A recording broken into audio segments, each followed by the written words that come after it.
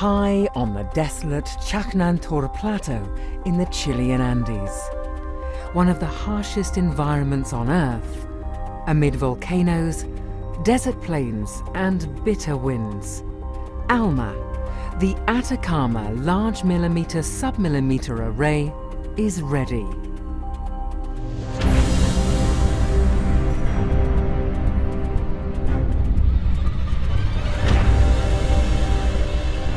Astronomers and scientists all over the globe have been eagerly anticipating this moment for decades. ALMA is the world's largest astronomical project, but it is not a conventional telescope. Instead of collecting and analysing visible light, it looks in a different and largely unmapped part of the spectrum.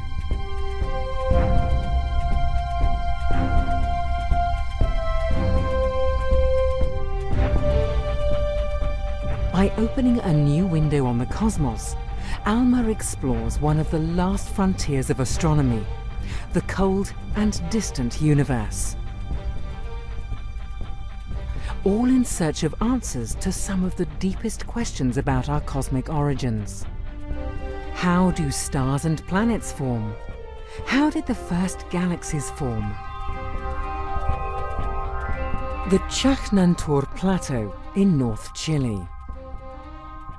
Despite the literally breathtaking altitude of 5,000 meters above sea level, ALMA has flourished. Over the last few years, more than 50 antennas have been installed across the high desert plain. ALMA is a unique giant telescope built in a partnership between Europe, North America and East Asia in cooperation with Chile. 66 state-of-the-art antennas will observe the universe at millimeter and submillimeter wavelengths, 1,000 times longer than visible wavelengths. This light reaches us from some of the coldest and most distant objects in the universe. Water vapor in the atmosphere blocks these faint whispers from the hidden universe, so to collect them, we have to go to an extremely high and dry site, like Chajnantor.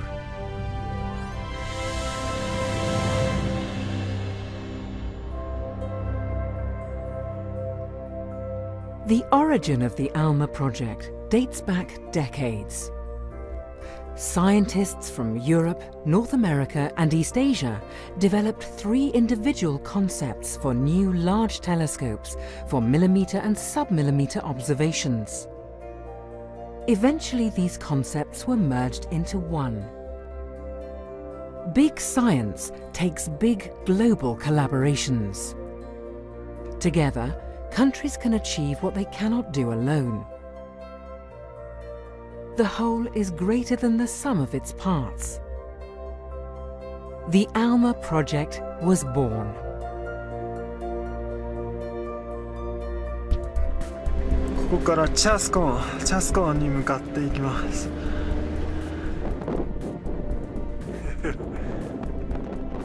This new telescope needed a home, and eyes turned to Chajnantor. Every aspect of the site, from the astronomical to the meteorological, was thoroughly tested and the atmosphere monitored daily. The conclusion? Chajnantor was the perfect place for ALMA.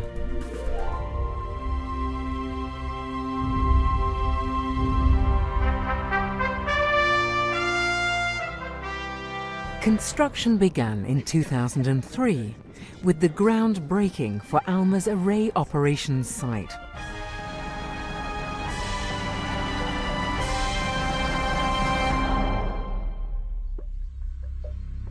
Conditions here, at an altitude of 5,000 meters above sea level, are harsh and very challenging.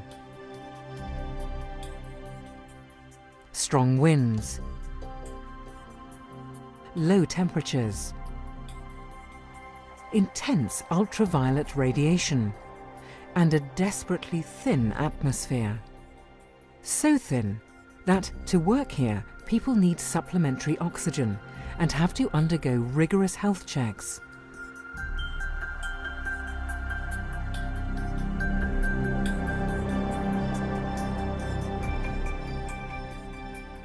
The production of ALMA's antennas has been shared between the 3 ALMA partners.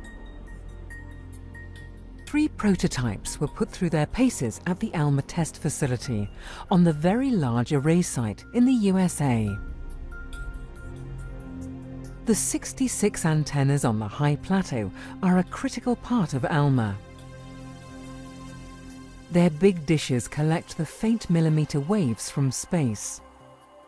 These antennas are truly the state of the art.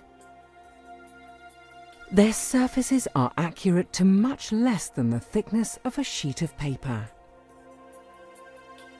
They can move precisely enough to pick out a golf ball at a distance of 15 kilometers. And they must survive, exposed to the elements on Chaknantor.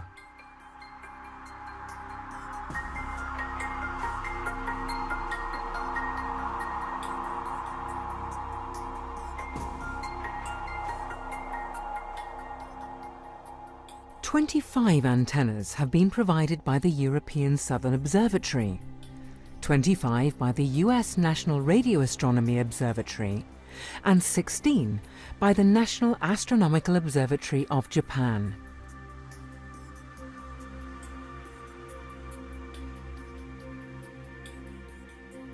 In a truly global endeavour, the antenna components were constructed in several locations around the world, sent to Chile to be assembled,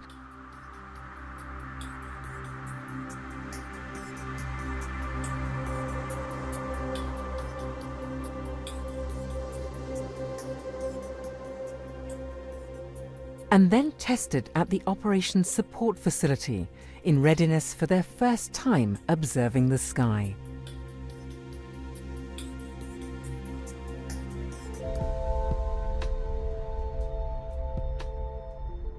The first ALMA antenna was accepted, and shortly thereafter, 2 antennas were successfully linked together.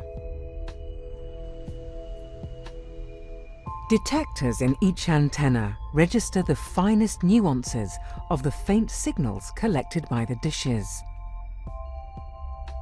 These detectors are the most sensitive of their kind and are cooled using helium gas to just 4 degrees above absolute zero.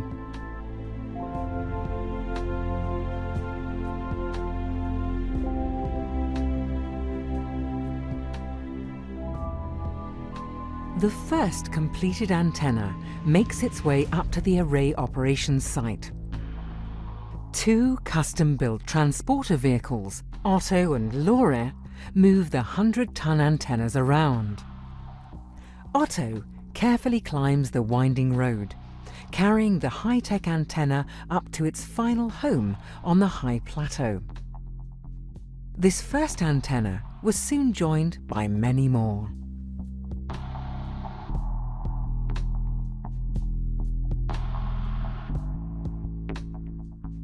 The first observations using 2 and then 3 antennas in unison were made.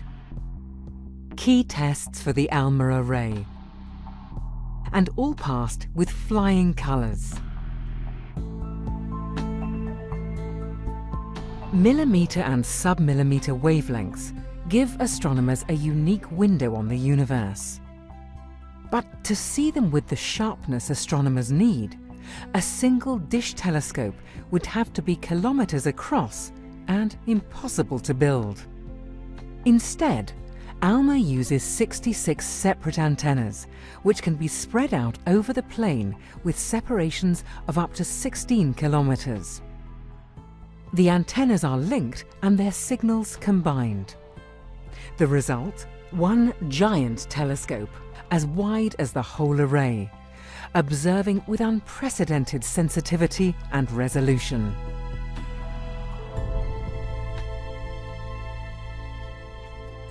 Making sense of these intertwined signals takes the highest altitude supercomputer in the world. With 134 million processors, performing 17 quadrillion operations per second, as many as the fastest supercomputer in the world, the ALMA correlator on Chaknantor combines and compares the signals from every antenna.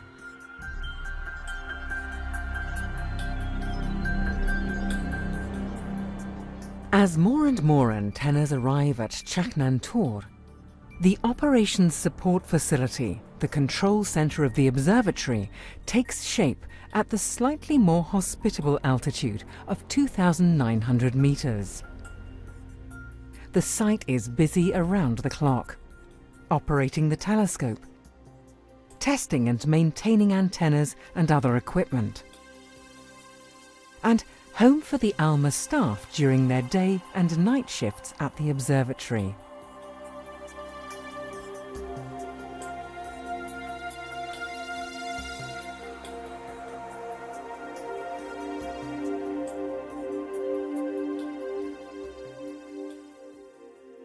In the capital of the host nation, Chile, the ALMA Santiago central offices were built.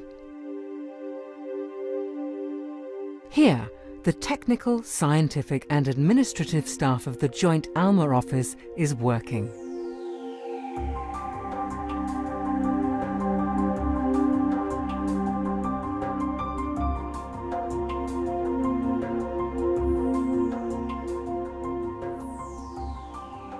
Even before the construction stage was complete, the first scientific observations began with a partial array of antennas. ALMA had opened its eyes.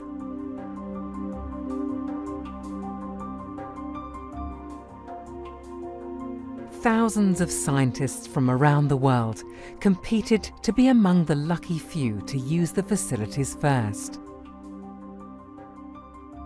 Even with just 16 antennas, ALMA was already the most powerful telescope of its kind.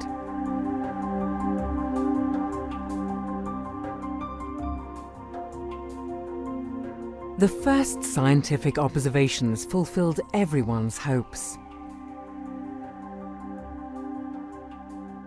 The antennae galaxies, a pair of colliding galaxies with dramatically distorted shapes. Visible light can show us the stars in the galaxies, but ALMA reveals the clouds of cold, dense gas from which new stars are born.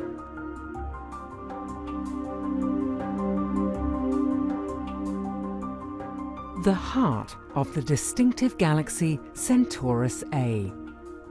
ALMA peers through the opaque dust lanes that obscure its center.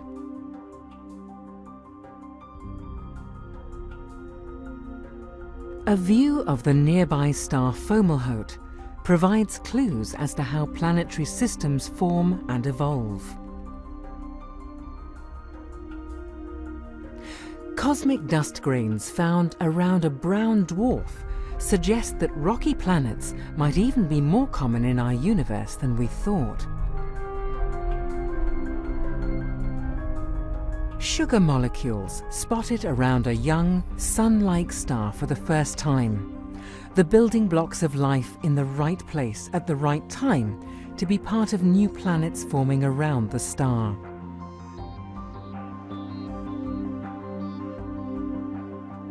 An unexpected spiral structure in the material around the old star, R Sculpturus, revealed the secrets of this dying star.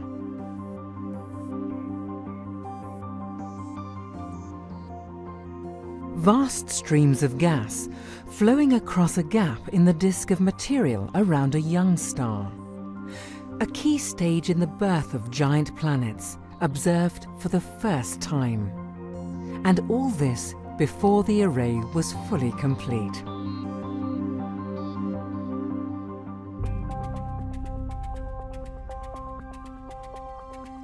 ALMA's inauguration celebrates its coming of age. The journey has been a long one. ALMA has grown from an idea to a construction project to a fully operational observatory and to a truly global scientific partnership.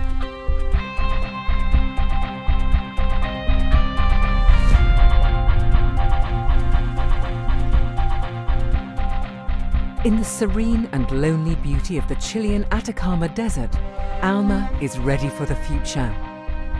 By using this marvelous telescope, the world's astronomers will peer deep into the hidden secrets of the cosmos, in search of our own cosmic origins.